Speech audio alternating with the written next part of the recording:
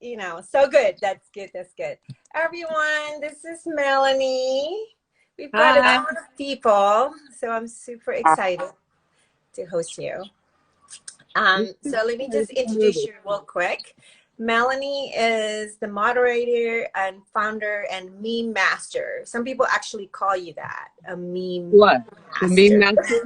The Autistic Avenger sent me a text. He said, "Oh my gosh, Melanie, the Autistic Grandma is going to be there. I'm going to join." So everybody's looking forward to this. I'm scared. So I got my stuff with me. Yeah, get your sim stuff ready. I got it all. I got my basket here.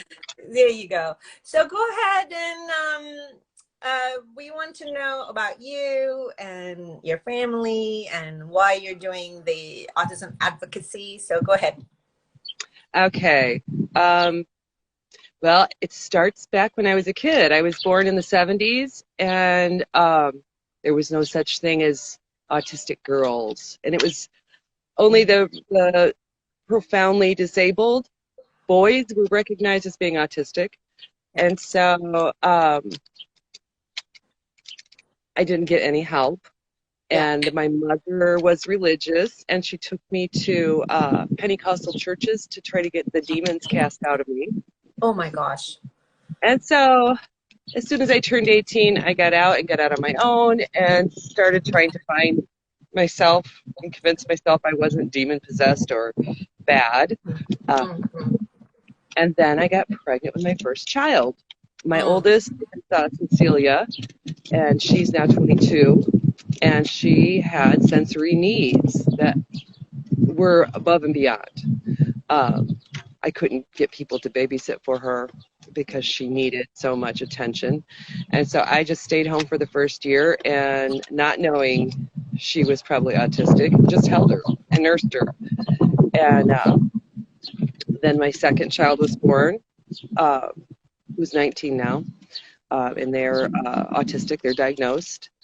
And then my third child was born, and I went to see a developmental specialist to get him a diagnosis.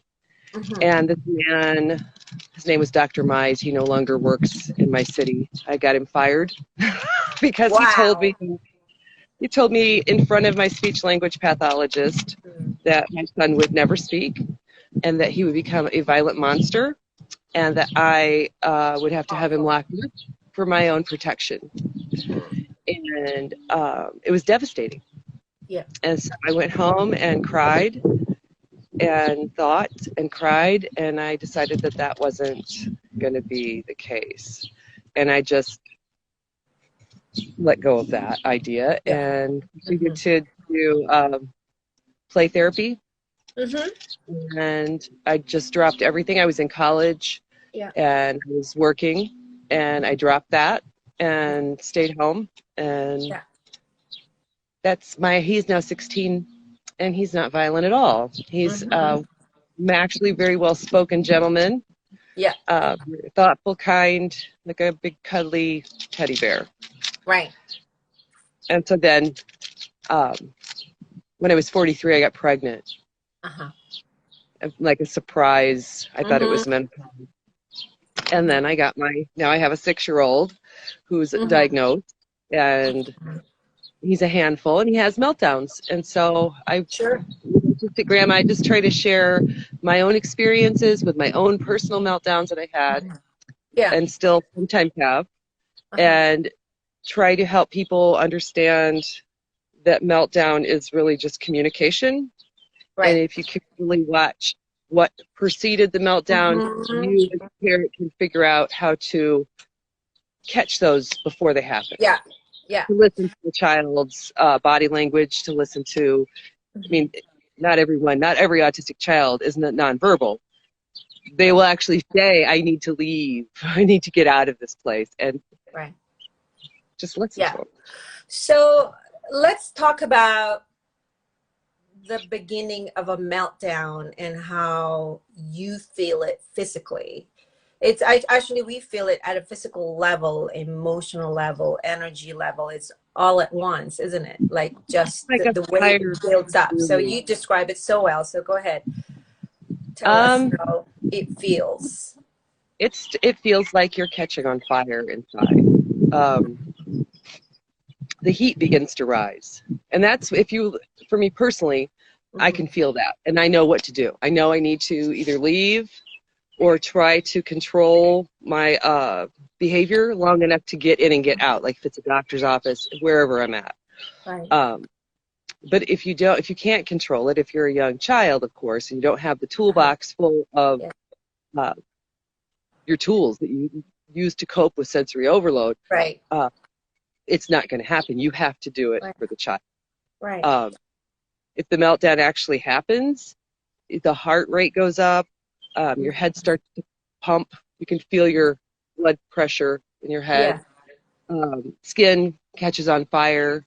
And I know that sounds weird, right, but it's like a whole body emotional, like if you could take a picture of you could actually see heat coming off your body from this chemical reaction that's happening. Yeah.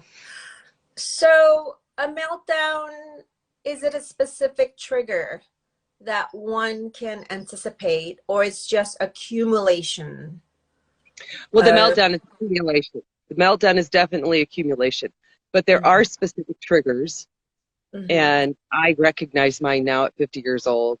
For instance, if someone on the internet starts to bully me, I block them. Right. Trigger solved, right? So it is accumulation. You know, if I would have went ahead and spoke to the troll, I would have had a back and forth argument that would have just elevated me. Why even bother? So I keep myself pretty insulated. Right. So once you're experiencing that meltdown, you're in the midst of it, then tell us what happens. So you have to maybe, I don't know, reach a peak, and then it kind of, you describe it in your post so nicely, and why a meltdown is necessary. Well, once your emotions are that big, you have to release them. It's like a pressure cooker.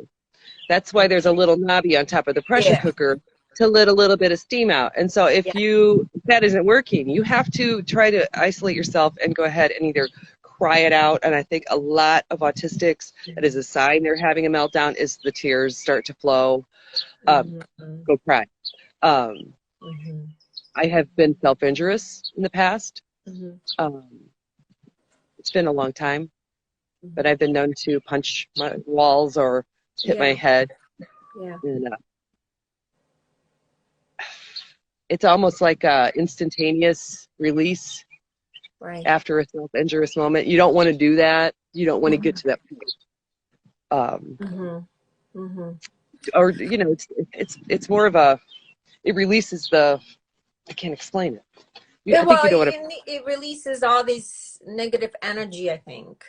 Yeah. You know, so I'm thinking of younger kids, teens who they're strong, you know. I'm thinking as a parent that maybe we should have a room or just a place at home that is safe for that person to release that meltdown. Can you talk about if it's possible to create a space like that? What would be, well, of course, it depends on the person's, you know, sensory needs and things like that. So the person doesn't just destruct things. I had somebody that I worked with that actually he got hurt because he punched a window, for example, you know. Yes. So can you tell us about that? Well, with my youngest son, what I do now, I mean, of course, I live in an area where we have all 4 seasons. So in the summertime, I put the pool up, and he swims in it constantly, and it slowly releases that. Yes, water, bathtubs. Just their bedroom, that they know that that's their private sanctuary. Even smaller children, toys go in there, electronics go in there, and make it a welcoming place. So they, you know what I mean? So they want to head in that direction when they feel themselves melting down. Not a place where you send them. That doesn't help. You know, you can't that's almost like disciplining the meltdown, and you can't do that. Right. You Yeah. want them to go there because it's a comfortable place. Yeah. With bean bags, low lighting, Yeah. especially with the ears. Right. Because once Well, you start to move down, it's yeah. all your senses are heightened. Yeah. So that's why I said it's a space wherever that may be. That's designated for them to feel, okay, that's my safe zone to go Right. to in the moment. So walk us through when there is a meltdown, as a parent, as a teacher, as siblings, what do we do in the moment? Is it helpful to talk to the person or leave them be? Or, okay, so put them in a safe place. Like if my son melts down outside, I just kind of put my arms up and guide him into the house.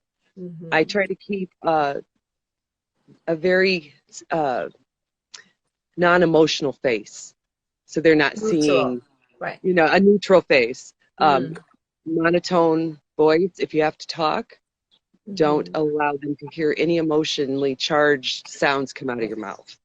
right. And tell them, I understand you're upset. It's okay. Yes. Talk them through it. I mean, if you're going to say something positive. Yeah. Acknowledge how they feel. Yes. Put words to those feelings, because a lot of times little autistic kids do not understand what they're feeling. They are only feeling it. And to put words and names on these emotions is important, and that's the parent's job. It's to try to recognize that. Like when I bring him in when he's having a meltdown, usually he's overheated.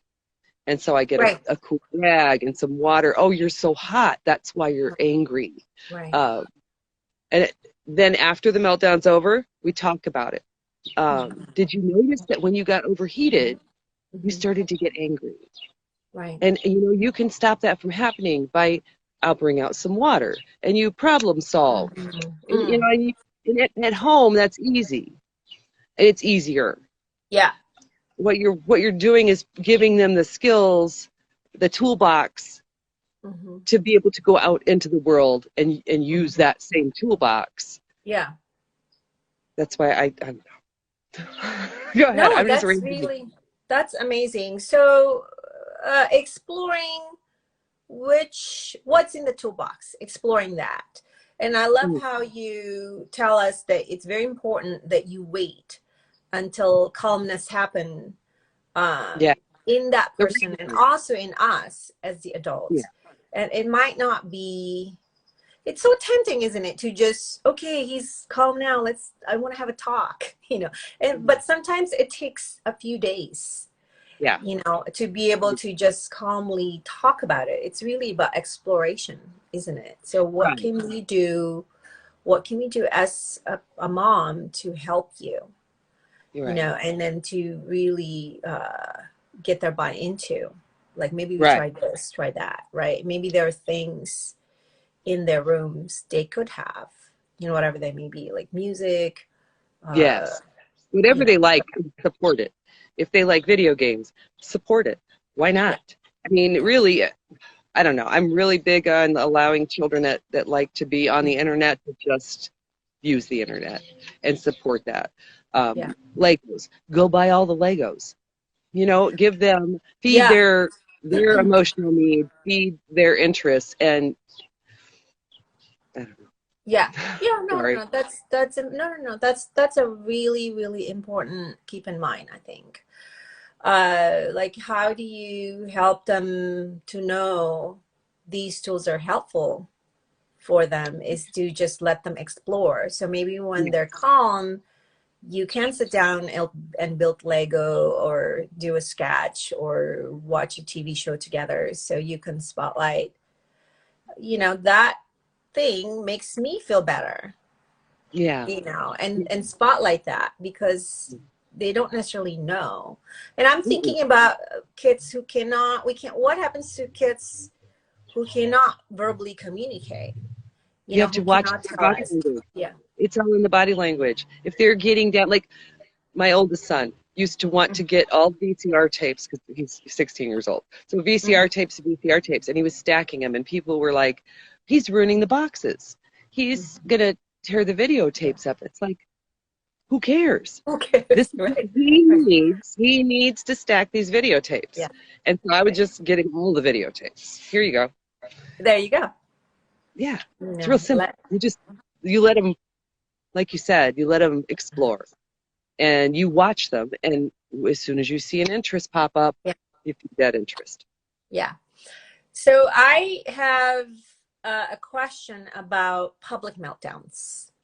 So as parents, as an Asian mom, or just Asian moms in general, it's very embarrassing to have to experience a meltdown at a supermarket. Parents text me all the time. So what do I do? It's so embarrassing. I don't want to take my kid to the grocery store again ever, which is not good. So what is your advice to parents to anticipate a meltdown and to just keep practicing? And if it does happen, then what would be the mantra for that mom or dad? This just happens. You get them out of the building. You get them home to their safe environment, and you let them cry it out. And then you rethink about the times and the days, and were they hungry? Did they have a headache? What was happening inside the store that caused the meltdown? And so if you're insistent on wanting to take them to the store, right, ask the manager when is it slow here? Right. And come with slow time and try to alleviate some of that sensory stimulation that probably set them off. Right. I'd stay out of big box stores. They make me sick. Yeah. My sons like to go to our little local grocery store. It's smaller. It doesn't have the high vaulted ceilings with echoes. For me, it's not as sensory overwhelming as going into like a Myers or a Walmart. Yeah. Yeah. I mean, honestly, you have to be able to step back and say, maybe going to Walmart, on a Saturday afternoon is not doable. Not that never going, but I mean, I know as parents, we want to be able to do these things. We want to take our kids to the restaurants and have them sit like little soldiers and be quiet. Probably not going to happen until they get older. And trying to force a young autistic to do things that are sensory like it's overloading their sensory. You're going to get what you get. Right. So anticipate. So a lot of times the timing, if you want to call outings as a way to practice, we have to consider all these points, right? The timing of it, what time, and like after nap time. After lunch. You know what I mean? Don't take them when they're going to be tired. Not busy. Yeah. So for my son, when he was younger, we tend to go to the supermarket, like Costco supermarket on weekends, because that's when everybody, need to get out of the house. But it was so hard. Yeah. It was so, we had like huge meltdown, like raging fits where like my husband had to carry him outside to like over his shoulder. Right. And we realized, because he worked very, very hard to keep himself like being able to follow school and really do all that from Monday to Friday. By Friday night, I'm done. He was done. He needed to decompress. Yeah. And that's the important part of the private place. Right. They have to have a place to go decompress. And you have to leave them alone while they're in there and just let them be and let them relax. Yeah. Yeah. So what it looks like over the weekend, rigidity, small things to us, the rest of the family, but it wasn't small for him because, like say, oh, we're going to go to Baskin Robbins in the afternoon instead of like after lunch, and that would be trigger. Right. Right. So it's not, these things, it's not the activity itself, it's not the place we go to, it's just like an accumulation. Right. What you because said. Usually most of my kids' meltdowns are happening when they're doing something that they're enjoying, like riding scooters. for instance, it will set my son off. Yeah, He gets for sure. study hot, and boom, he goes off. And so it's not always in situations that they didn't love. Like Right. they want to go to Chuck E. Cheese or they want to go, but then it's just too much. And Right. so That's right. That's right. we've left lots of places early because of that. Yeah. My oldest son had about a 15-minute window inside Yeah. of a Yeah. busy place. And we would just So I think meltdowns, when we go through a huge one, it's actually a learning opportunity for everyone in the family, right? How you problem solve it, how you just explore different tools, look for, as best as we can. What happens in the meltdown when there is a destructive behavior? Say your kid has a TV in the room, and then during the meltdown, he broke the TV. So how do you combine natural consequences? You know what I mean? Yeah, I do. I'm going to tell Turning you a it story. into, right. I got a really good story. It's actually an opportunity, isn't it? It's their opportunity. I'm going to tell you Yeah. that when my 16-year-old was little, Game Boys were all the craze, and they wanted the Game Boys. And I had two other kids and him, and he would get mad at the game and throw it against the wall and break it. And so I'd be like, oh, no, now I have to buy another Game Boy. I better go count my money. I wonder if I have enough. Well, I have enough, but I can't go today. Right. Wow, you broke your Game Boy, and now I have to throw it away. And now you have to wait. So it's like natural consequences. Right. You don't punish someone for destroying their own TV. You show them that there has to be a better way to vent that. Right. And it's a natural consequence that and I think when in situations like that, this kid is already feeling embarrassed and feeling that like he must have been devastated that, oh my gosh, I don't have TV anymore. Now I can't play with my friends or whatever because you just have to broken, right? Go back out and you buy another TV. You buy the next TV. And why do you buy the next TV is how are they ever going to, I mean, they may do it again. They may do it a third time. But sooner or later, it's going to click. And they're going to realize, wow, yeah, I can't keep breaking my own TV. That's what should I do instead? And I think I maybe bought 10 Game Boys before my son learned that. Yeah. But I just kept buying them anyhow. I mean, what would you pay to teach your kid not to have a meltdown and smash things? Right. How much does 10 Game Boys cost? I think it's worth it. I would, if that happens, and I think it has happened in our family, they would have to fix it with their piggy bank money, because my kids have allowance every weekend to do their chores, because honestly, these screen stuff, toys, electronics, it's a lot of money. You know what I mean? I want to teach them the value of appreciating, these nice things that I have, so that's a better idea. Not buy right away. It is. That's a better idea. I mean, at the time I was a stay-at-home mom, so I didn't have a lot of money, and they weren't kidding. I was doing all the dishes and doing all the laundry. You know what I mean? Because I had 3 little kids. Yeah. And so, but man, I could sure do that with my 6-year-old. I think I'll take your advice.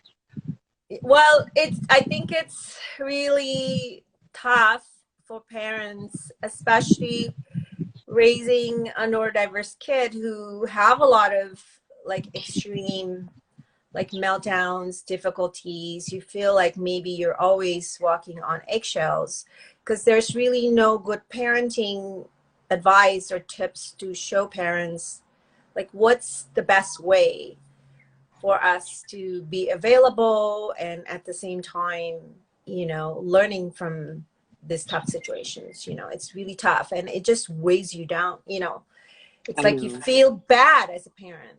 I just feel like a failure as a parent because it just keeps happening. that allows that makes you put a time limit on when is this child supposed to stop having meltdowns, and that's ridiculous. Mm-hmm. You're not a failure till it's over, and it's not over until you're Mm-hmm. dead. Mm-hmm. So you can't. These kids aren't meeting milestones at the same time as neurotypical children, and so expecting and feeling guilty for not being able to control this yourself. Yeah. That's Yeah. natural, I think, for parents to feel that, but you got to let go of that. Right. So that's And a really good advice for yeah, it's parents not. of young kids, that you have to let go and don't feel like a failure because people at the supermarket, they were looking at you and laughing at you. There's Right. this one mom that I invited to join today because that just happened to her a few days ago.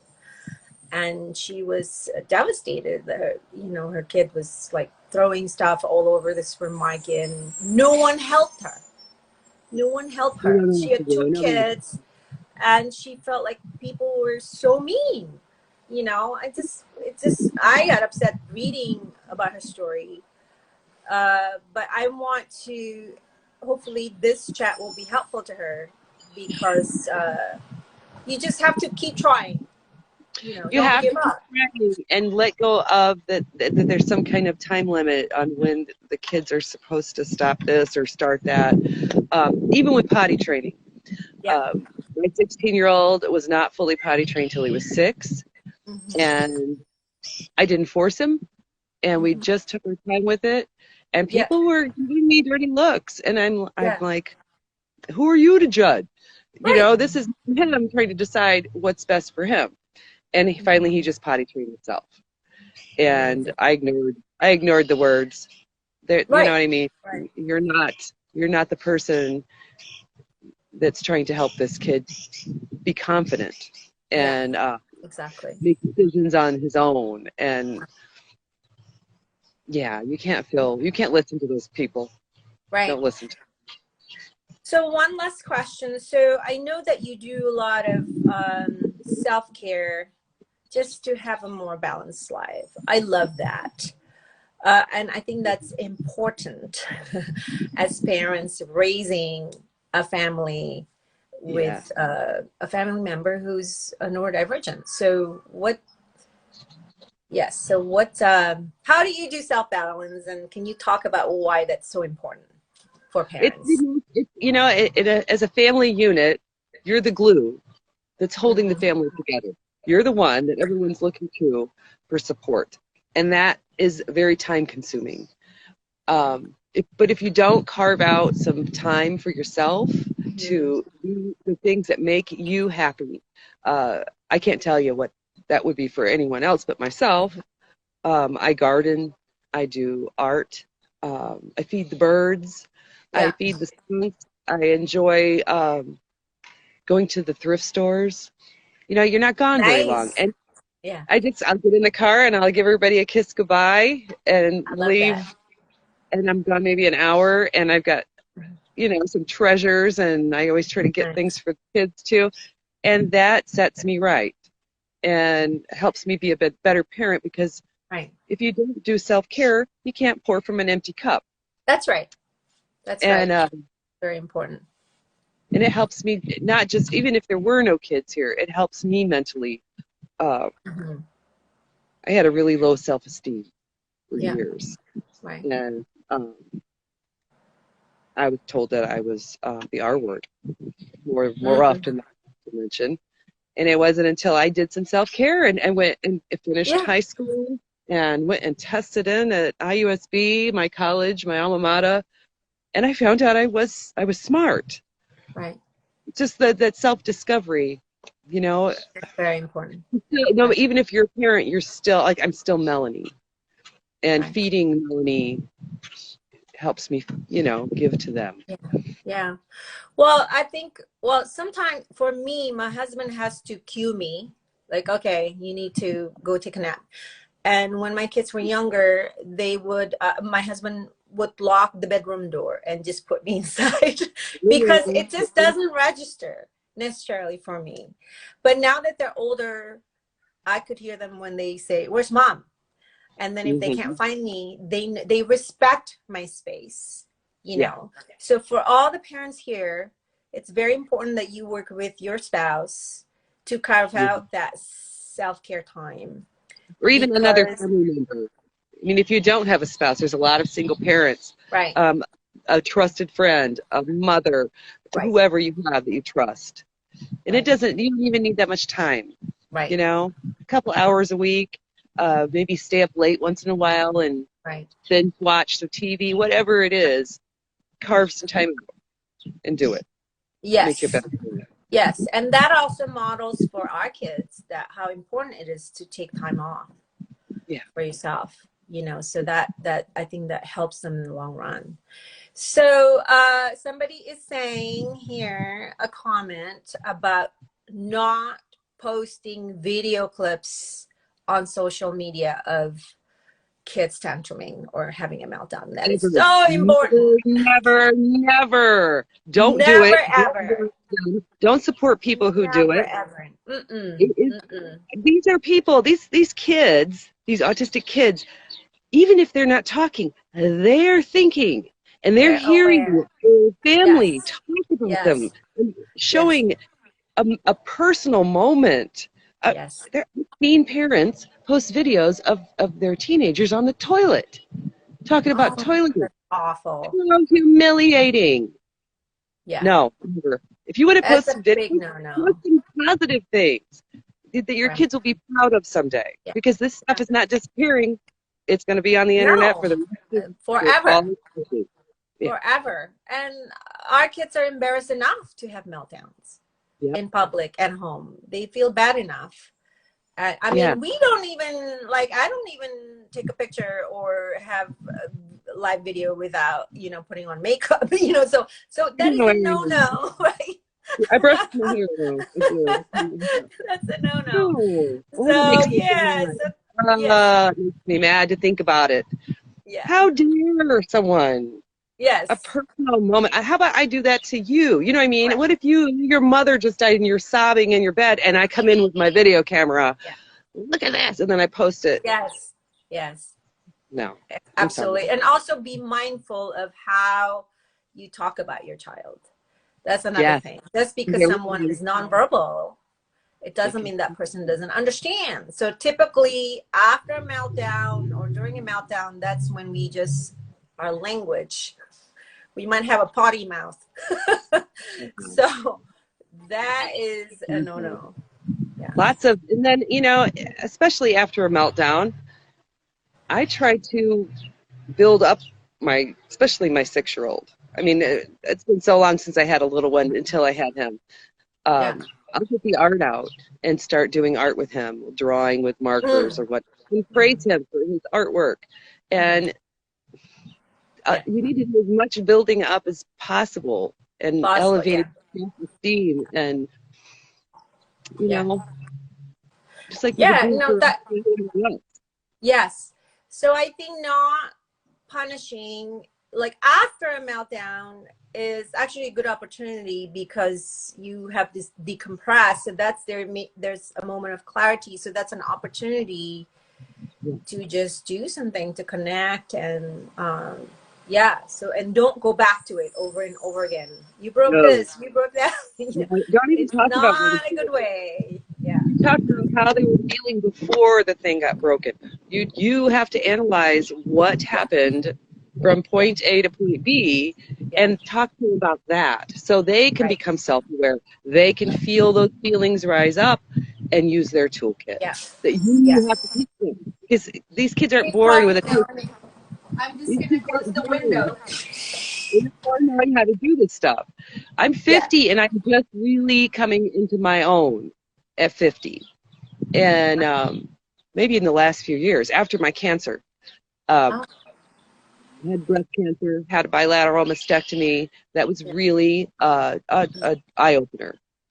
And so I started embracing myself more and caring about how my health is and my feelings more. Yeah. But really, my toolkit is just still not completely full. Developing, You're still putting things into your toolbox. That's amazing. So I thank you so much for sharing. You are amazing. You should do this more often. I would love to host you again. Okay, I So will. yeah, I so will. I want to ask you, and maybe do you get a personal tour to your wonderful secret garden that you talk Yeah, about, the photos? I'm dying to see your whole, So you I don't can have, show you a if little. you want to give us a tour now, I would love to. Can you see Oh, it? I love that. Yes, yes. So I know you do those little marbles. What are they called? Those little Those like glass ice marbles, those glass beads, glass marbles. Oh, I love that. Oh, wonderful. mushrooms that came up that are laying Yeah. down now. That's what those little white things are. Yes. Yeah. I can't tell whether you can see or not. Then I I have a whole yeah, set we could see it. That's awesome. here. Let me go over here. Yes. Shiny things. I love that. Little stems. I have stems Yes. everywhere. These are things that good stem stuff, like visual stems, tactile stems. And I this think is everybody should have like a garden like this. I love that. I made that. Oh, I love it. I like wine, so Yeah. So what you do with awesome. wine matters, right? Yeah. So thank you so much for your time. So everyone, parents, clinicians, if you're here today or if you're listening today, find Melanie at the Autistic Grandma on Facebook. That's where she does a lot of the posting. Robert is here. He's the moderator of the Autistic Avenger, another favorite Facebook group. So That's one of my everyone here, we must listen to the community we serve if you are a clinician, a therapist. So follow autistic adults accounts. You must do that. That's really important. But thank you so much, Melanie. We have to do this again. We will. Okay. Bye. Bye, guys. Have a good day. Good evening. Bye. Bye.